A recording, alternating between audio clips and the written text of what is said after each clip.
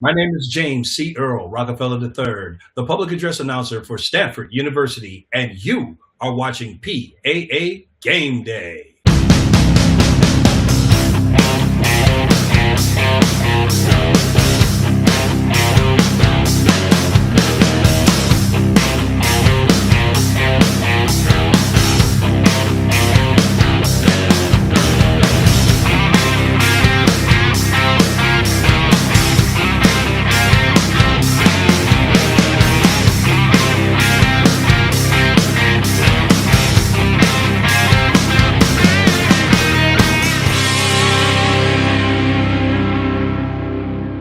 Please welcome the host of PAA Game Day and a public address announcer for Syracuse University and Colgate University, as well as the New York State Public High School Athletic Association for numerous championships, Tom Winiecki.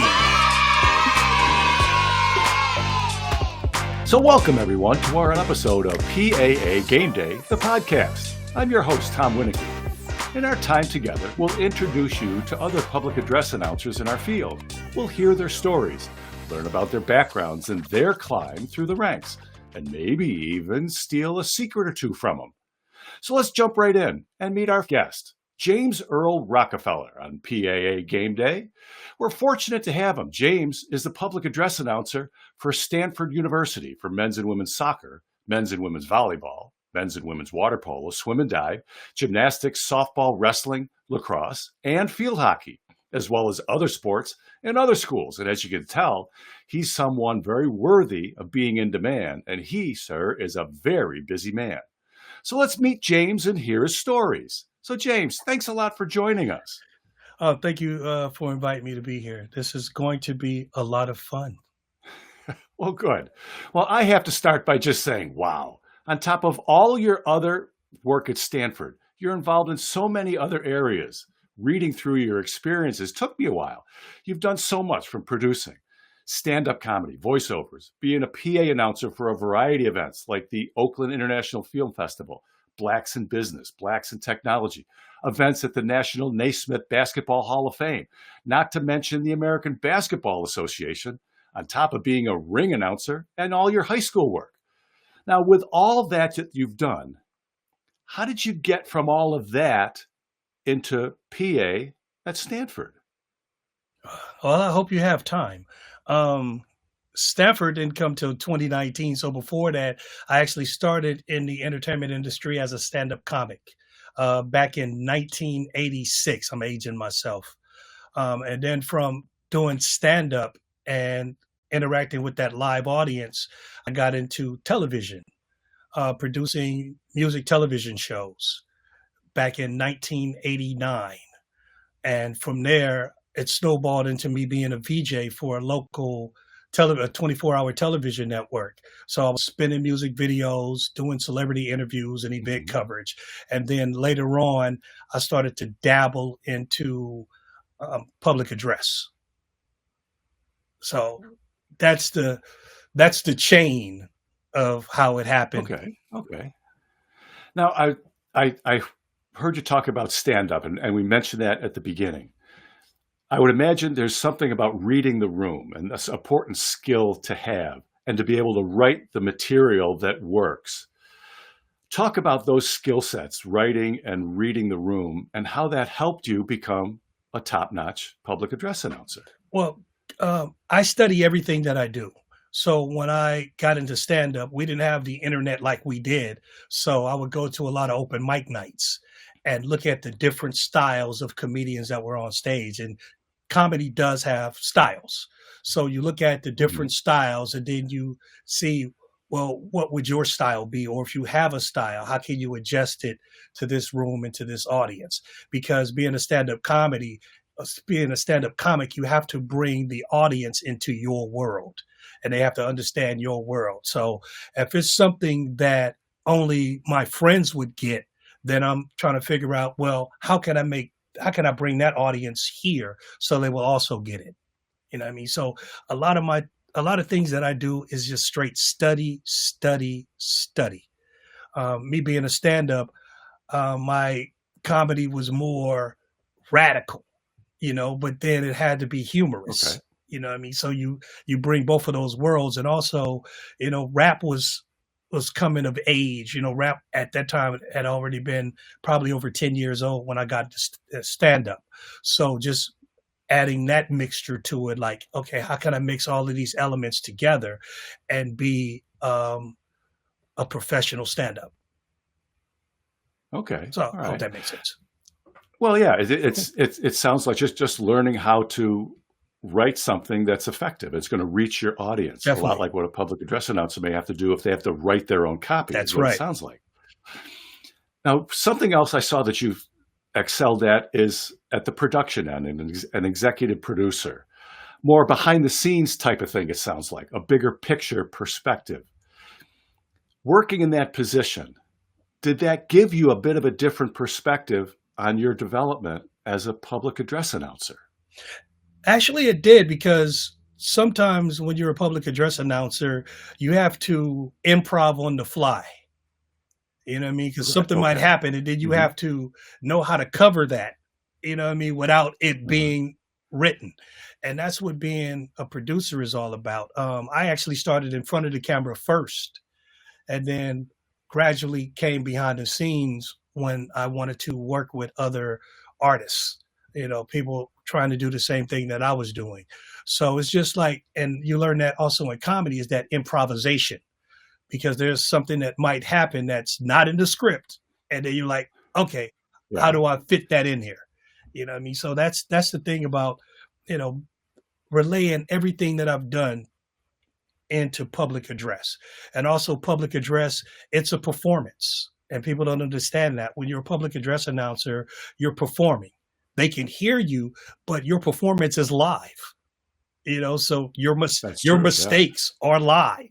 Yes, they are. Everything that you do is live. So it's like, if you make a mistake, how do you cover for that?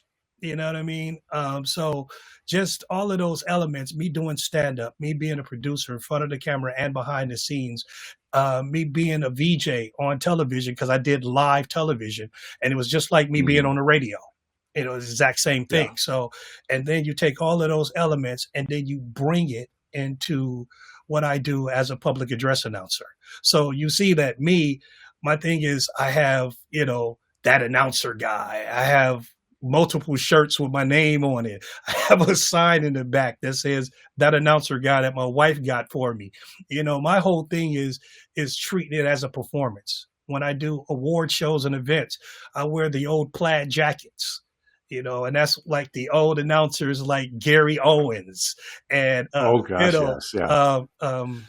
announcer from Saturday Night Live, Don Pardo. Well, now I'm going to interrupt and say, do you put one hand over your ear when you're talking? I started to do that, and I never realized that it actually works. It works as a monitor. So when I did it, I was just doing it. I got a couple of pictures with me doing this. Yeah. But if you cup your ear and you count, you can hear yourself, and it acts as a monitor. It's crazy how that works. Yeah, because when I have The Man with the $1 Million Voice, that book with Gary Owens, and I read it, and he said how he started that is that he was at a radio station, and they had this window. And at this time, they were doing construction across from him. So he really couldn't hear himself. So he started cupping his ear to hear himself speak. Oh, wow. So, I never knew that. So it actually is. Now, and it works. What you're talking about, yes, sounds like us as public address announcers, everything is scripted. There's a timing sheet. You have something to read at a certain point of time in the game. But at some point, something is going to get screwed up. And there will be a mistake made. And our job, your job, the way you're describing it, is to make the people in the stands not realize that there was a mistake. To be able to think on the fly, like you're talking about, stand up, that to cover for it, and nobody knows what happened. Nobody knows there was a mistake except you and the person next to you telling you that you just made a mistake. Nobody else knows. Or you basically try to blame it on someone else. Like, the thing is, like, say if you call, like in soccer, if you're calling a corner kick, corner kick number 12, Brendan Haddock, and then they switch who's going to do the corner kick. Instead of me going Oh, yeah, correction, that's happened. I was like, now corner kick, number 12. You know what I Good mean? point. Which made it sound like that. Exactly. They changed it. You know what I mean? And I was just calling it like I seen it. You know what I mean? So, That's exactly it's right. like, you know, thinking on the fly.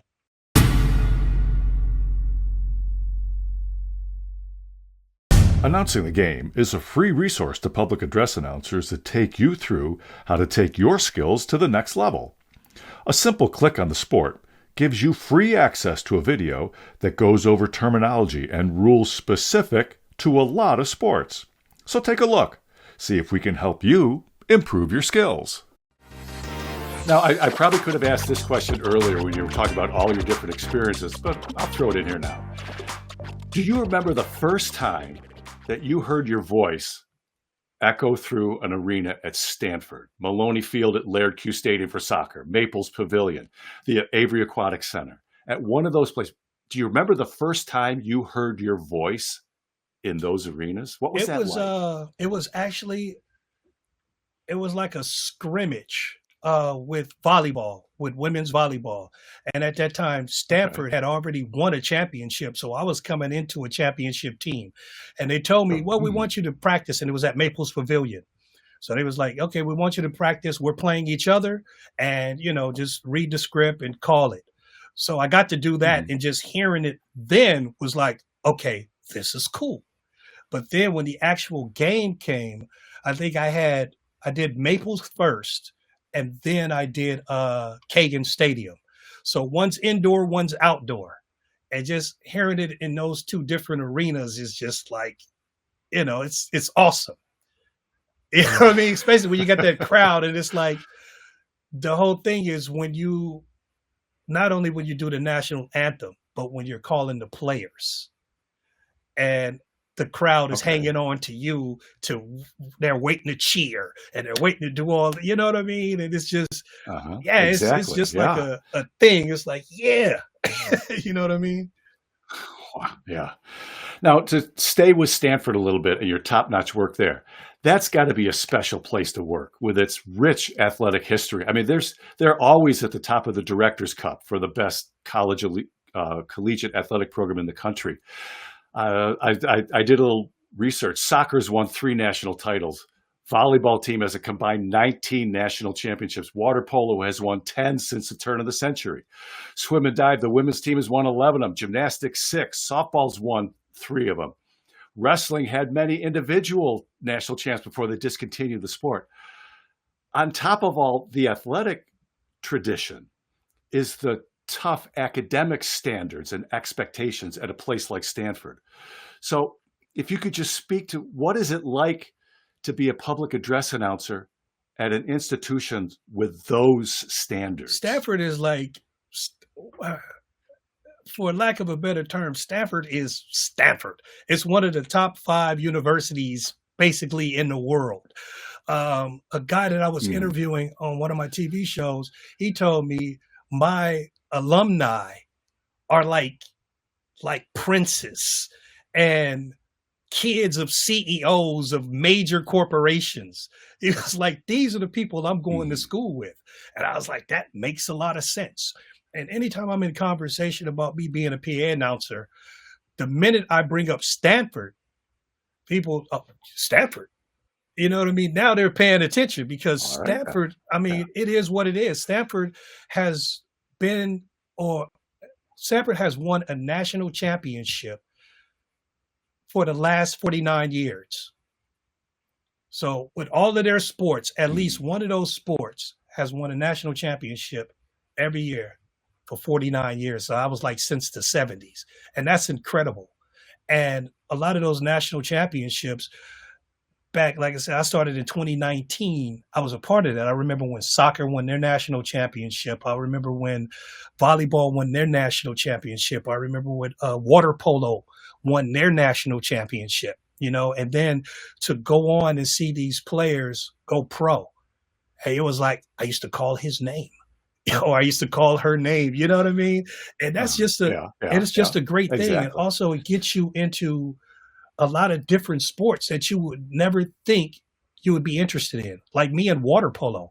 Water polo is an average of probably an hour and 15 minutes, but it moves and it's so fast paced. You know what I mean? And it's incredible. So now when I watching these on the Olympics, I understand them. I understand what's happening in gymnastics. I understand what's happening in water polo. I understand what's happening in soccer. Now I know why it takes so long to get a score. That's why I was really never interested in watching soccer. Because I was man, it's like, ain't nobody scored yet. But if you watch the game, it was like, I understand. Because those players are at the top of their game. Yeah. Oh, yeah. Now, you talk about big games, and you mentioned some national championships. But have you ever been to a game or worked a game and something happens on the field? Some outstanding play happens in the pool, on the field, on the court, somewhere. And you have to force yourself not to sit back and say, holy cow, I just saw that. Is there something like in that? Soccer. There's a lot of, I think one of my favorite moments is when we played the Chinese national team. And I remember me studying not only their names, but their numbers, because I've been studying Mandarin off and on. So when I did it, I did the numbers and Mandarin and English. It was one of my favorite games. But then it was like the score was 0-0 until like the 85th minute. And 85th or 86th minute, and then we scored one. So that right there, I was like, okay, you know what I mean? And I've been waiting all game to go, that is a goal cardinal, you know what I mean? And it happened like in the 86th or 87th minute. So that was a super exciting game because the stadium was sold out. Yeah, it was sold out. Oh, wow. Now, to kind of piggyback on that, as a public address announcer, as an informer, someone whose job it is to inform people what's going on, you're part of the production, but you're not necessarily part of the show like the players or the coaches are. How do you strike that balance between the goal against the Chinese national team in the 85th minute and everybody is excited and they should be, and so are you, but balance to being respectful to the opponent? When I make my announcements, it's two things in public address. The top two rules are: one, you're not a play-by-play announcer, and two, you're not a cheerleader. You know what I mean? But there's certain things that you can enhance. Exactly. So of course, when the home team makes a goal or a basket or something like that, you can enhance that call. And that's what I do because the fans expect it. But I don't put too much on it to where the other team would be like, well, he did that way too much. And, he put way too much on, you know what I mean? I do it to where I do it at a level that I'm supposed to do it at. Yeah. You know what I mean? Yeah. Well, Exactly. I always call that respectful enthusiasm. You can add a little more juice to the home team, and you should, because they're the home team. But those other players put in just as much time as our kids do, and on and on and on. And they deserve that bit of respectful enthusiasm from us. Yeah. Now, to kind of piggyback off these big plays, have you ever thought of yourself as the voice of Stanford and then all those sports, that folks in the stands over time, over consecutive seasons, start to associate your voice with Stanford volleyball or Stanford water polo or Stanford soccer or any other sport you're doing? Well, the thing is that we have a few public address announcers at Stanford. Like football has a guy that's been there forever. I think the same with basketball and women's basketball. So they've been there forever. The biggest compliment to me is that if there's a game that I'm unable to attend and then I come back to the next game, the audience or the fans know I wasn't there. And that's the biggest compliment. Yeah. Like doesn't that make you feel good though? Yeah, this law professor sits in front of my booth. He's like, so James, you wasn't here last week, and he knows, and a lot of other fans approached me and was like, "You wasn't here last week, was you?" I was like, no, we could tell." You know what I mean? So it's just like they could tell, because with me and public address, like my public address voice is more like singing than being a natural voice. You know what I mean? So it's kind of like more radio than anything. So when I put that vocal tone on it, like, give me an example. Please join us in honoring the United States of America with the playing of our national anthem. Yeah. I use a vocal tone more than using my regular voice. Yeah. Because my regular voice is kind of stuttery. But if I talk like this all day long, people will think they're going to win something. You know what I mean? Right. And my wife, she loves it. Gift, yes. You know what I mean? When I use my public address announcer's voice, she loves it. She's like, "Why are you using your voice on the phone?"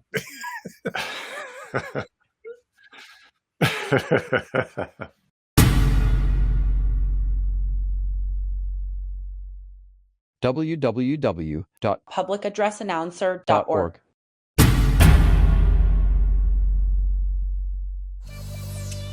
All right, let's kind of step back into a little more of the nuts and bolts of being a public address announcer. You kind of alluded to this at the beginning, talk about studying, and you study things. Talk about your preparation before you get to the game site. You're at the game site pre-game. The preparation that goes into it, the work that nobody sees. Getting the script. They hear the result. Like the first thing is that I have my own microphones. Like I have all of my own custom microphones. Even with Stanford, I have a white SM58 with the red grill on it and a white cord. I have my own switcher. Okay. And they also gave me a Stanford mic flag. So I have a custom mic. So the first thing that I do when I arrive is I set up my microphone. Once I set up my microphone and do a mic check, then I get the script and the lineups. My most important thing, like I'll read through the script and just make sure that like there's no mistakes or there's not print from last game. I'm calling the right team. I do that. And then I get the starting lineups. That's one of the most important things to me, is getting the starting lineups and also name pronunciations, because every script doesn't come with the phonetics. But then even when it comes with the phonetics, sometimes the phonetics can be wrong. And if there's an SID there from the other school, especially from the other school, then I coordinate with him.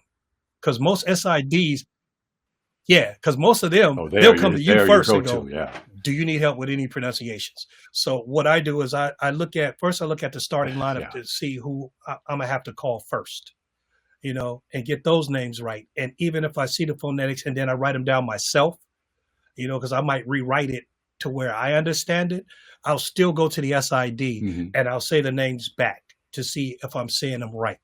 And then he might say, "No, say this one like this." Yeah, okay, cool. And then I write that down. So that's the first thing I want to do, is make sure I get the names right, and then the names of the coaches. Because sometimes the names of the coaches are simple, but then you might get those one or two that's like, you know what I mean? Because you only mention the coach's name once. If you get a name wrong in a starting lineup, you may have a chance to say that again when they sub out or if they make a goal.